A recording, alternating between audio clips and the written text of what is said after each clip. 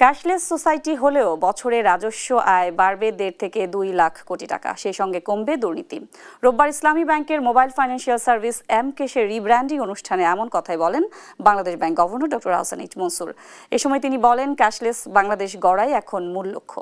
বিস্তারিত প্রতিবেদনে।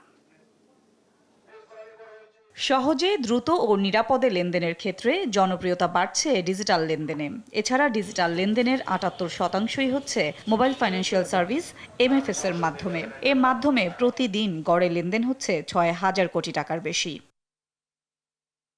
এমন প্রেক্ষাপটে রোববার রাজধানীর এক হোটেলে মোবাইল ফাইন্যান্সিয়াল সার্ভিস এম-ক্যাশের রিব্র্যান্ডিং এর আয়োজন করে ইসলামী ব্যাংক বাংলাদেশ, যেখানে প্রধান অতিথির বক্তব্যে বাংলাদেশ ব্যাংক গভর্নর জানান, ক্যাশলেস সোসাইটি গড়াই এখন মূল লক্ষ্য। কিউআর কোডগুলো আমরা আরো ব্যাপকভাবে প্রসারিত করব এবং সেটা সব পেমেন্টসগুলো এই সিস্টেমের মধ্যে দিয়ে যাবে। তো আমাদের উদ্দেশ্য হচ্ছে ক্যাশলেস বাংলাদেশ গঠন করা।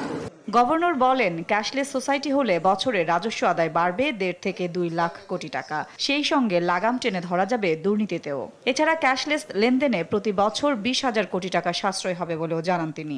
It is available, it is made available to the customer. All is need কাস্টমারকে এডুকেট করা, কাস্টমারকে কনভিন্স করা এবং কনভেনিয়েন্সটাকে বুঝিয়ে দেওয়া, যাতে তাকে রাজস্ব শাস্তি না হয়।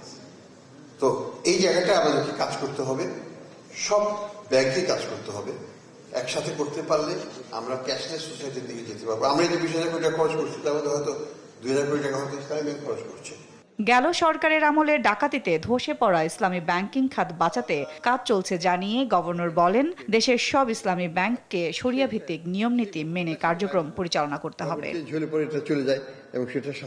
এ সময় 3 কোটি গ্রাহকের ইসলামী ব্যাংক এম-ক্যাশেও সাফল্য পাবে বলে মন্তব্য করেন তিনি।